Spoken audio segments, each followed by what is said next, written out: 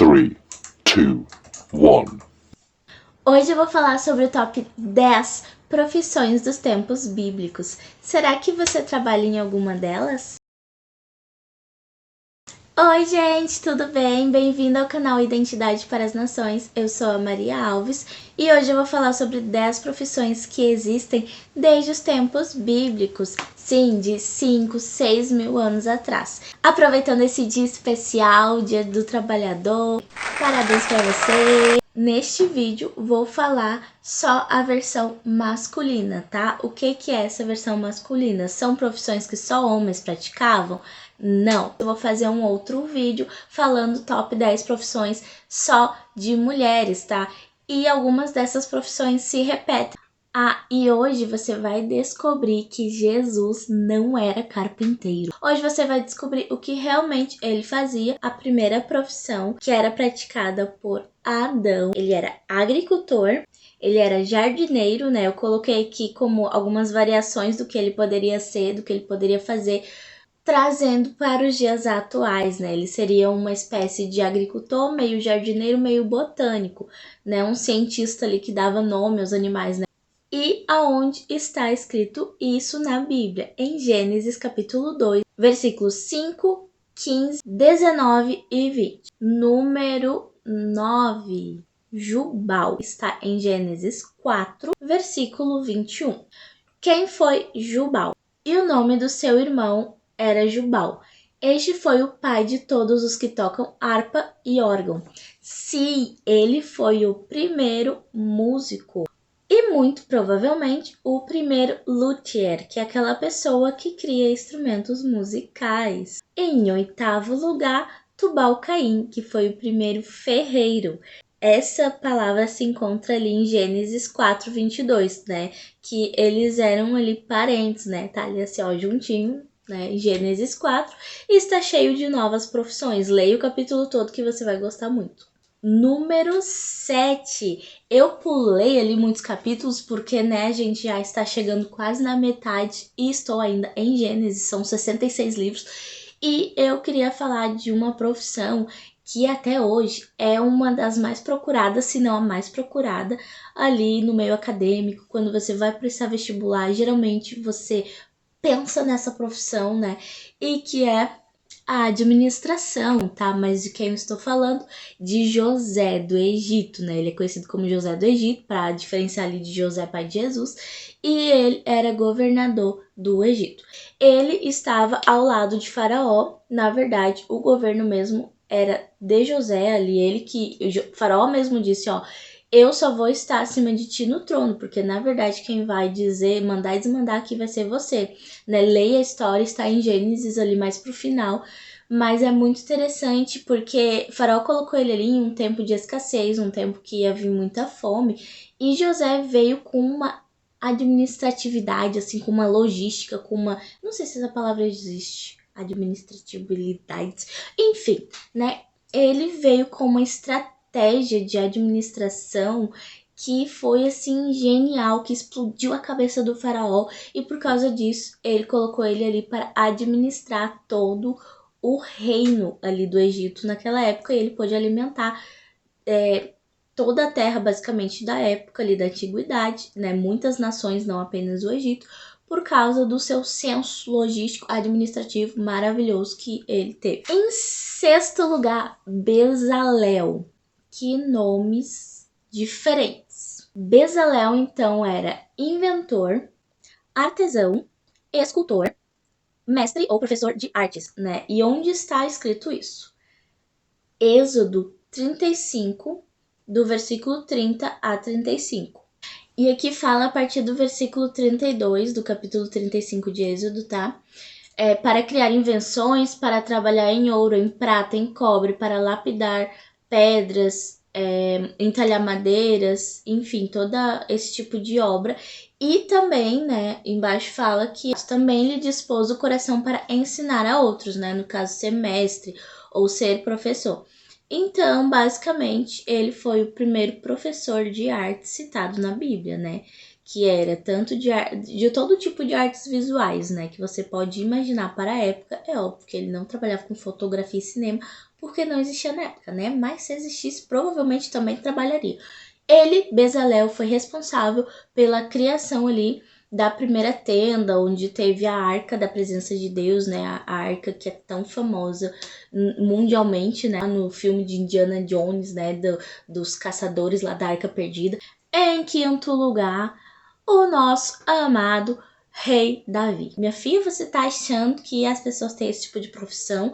Tirando a Rainha Elizabeth, que tem esse tipo de profissão, né? Nós, réis mortais aqui, que não somos da nobreza, não temos. Eu quero falar sobre as profissões assim mais normais, né? Nem tão normais, né? Ele foi pastor de ovelhas, né? Se você trabalha aí, né, na agricultura, você mora na zona rural, né? Você tem a profissão que o rei Davi teve, olha só que legal. Ele também era músico e é muito interessante porque ele improvisava. Davi, ele dedilhava a harpa através da improvisação, sim.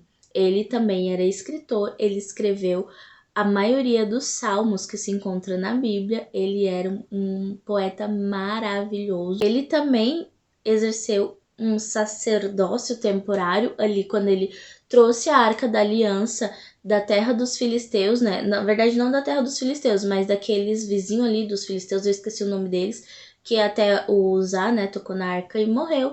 Ele colocou ali, ele vestiu estola sacerdotal, ele saiu adorando a Deus a cada 6 passos, né? Eles sacrificavam bois, enfim, e ele dançou na presença do Senhor. Ele era profeta, né, gente? Leiam Salmos 22. É Salmo 22? Aqui eu não vou dar uma referência só, tá, pra Davi. Eu dei de Bezalel, dei. Mas leia ali 1º e 2 Samuel, porque... E leia os Salmos, né, que você vai ver ali a prova de que ele era um escritor, um poeta maravilhoso. Gente, repara só o versículo 18 do capítulo 22 de Salmos, que foi Davi que escreveu milhares de anos antes. E depois vai procurar o que aconteceu com Davi. Depois vai procurar o que aconteceu com Jesus.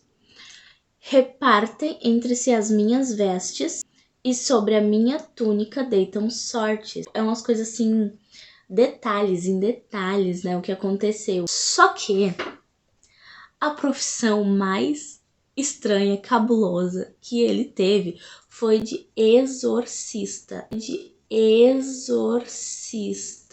Sim, gente, ele foi contratado. Era exorcista, gente, porque se você já leu a história ali, né, de Davi, Saul, quando ele se afastou de Deus, ele começou a, tipo assim, o capiroto entrou nele, né, fala que um espírito maligno vinha atormentar ele. Alguém falou de Davi, falou de um pastor de ovelhas que tocava muito bem, e ele foi chamado ali para tocar sempre que Saul estivesse endemoniado. Quando ele estava assim, Davi começava a tocar ali e ele se acalmava. Que aí foi neste momento que Davi começou a se aproximar mais da corte, né? E depois, quando ele matou Golias, enfim, e aí ele se casou com a filha de Saul.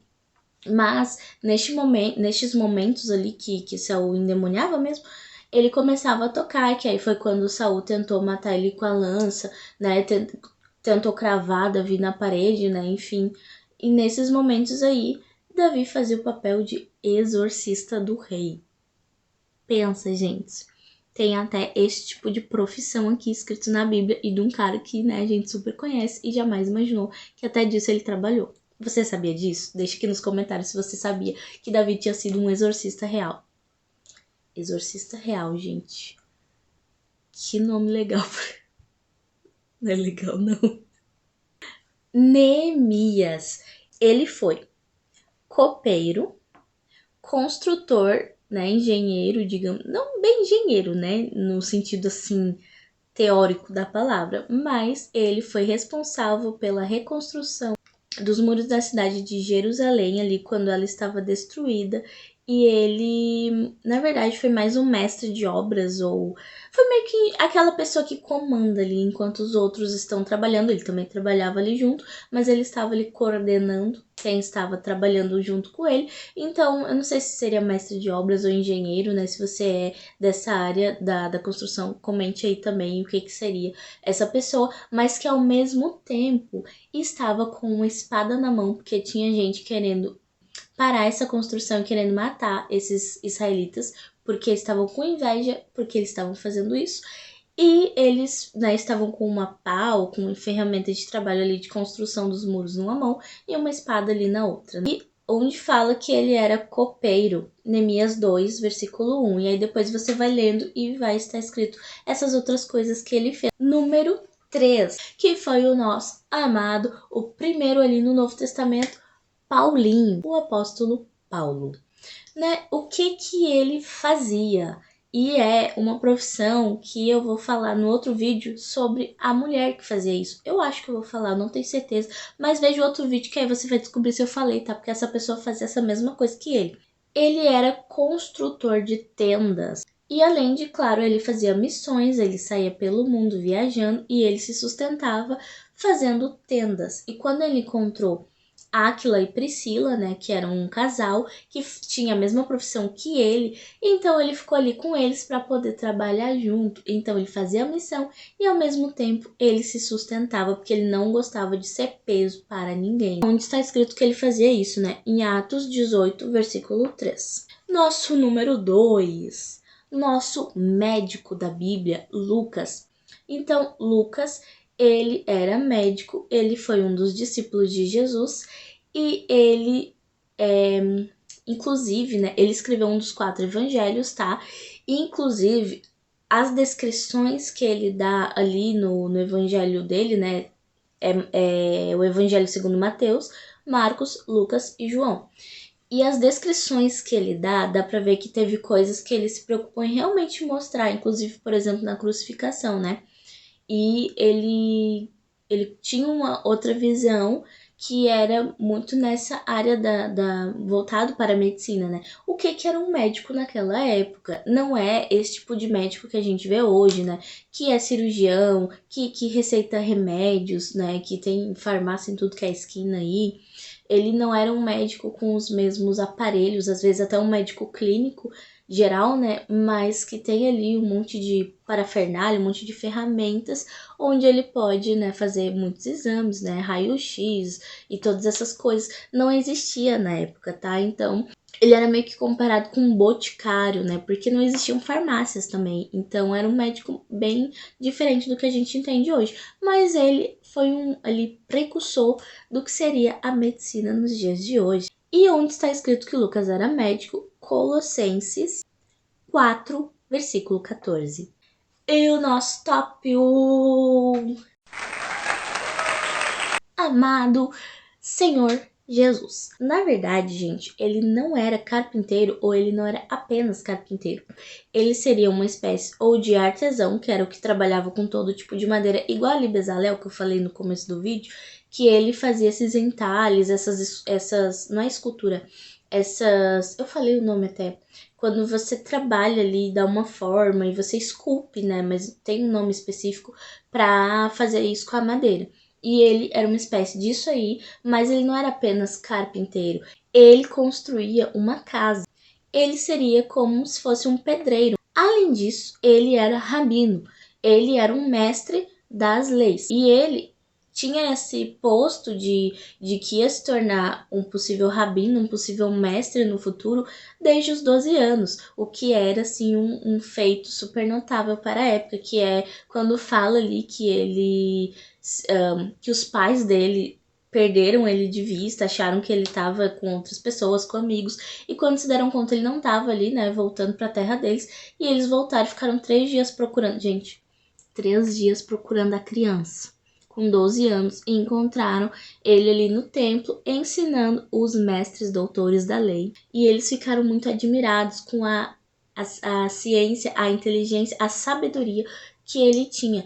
E quando ele cresceu, né, por que ele tinha tanta abertura nas sinagogas? Não era apenas porque ele curava pessoas e coisa e tal, porque antes dele começar a fazer milagres, antes dele se tornar famoso, conhecido ali, de todas as pessoas de todas as terras quererem ir atrás dele, ele era chamado de mestre, de rabi. Isso era normal, tanto que você vê uma passagem onde ele quase é apedrejado ou é jogado de cima de um penhasco, se eu não me engano, onde ele estava, se eu não me engano, na cidade dele, né? Eu não lembro qual era a cidade, se era na dele mesmo, mas deram o Isaías fala no livro de Isaías, né, que o Senhor o Espírito do Senhor está sobre mim, porque me ungiu a evangelizar os pobres. Enfim, ele começa a citar ali e no final ele fala em Lucas 4, versículo 21, que diz que se cumpriu ali aquela escritura. Então ele passa a falar algumas coisas. É quando perguntam assim, ai, quem é esse? Este daí não é o filho do José, né? E tem algumas traduções que perguntam,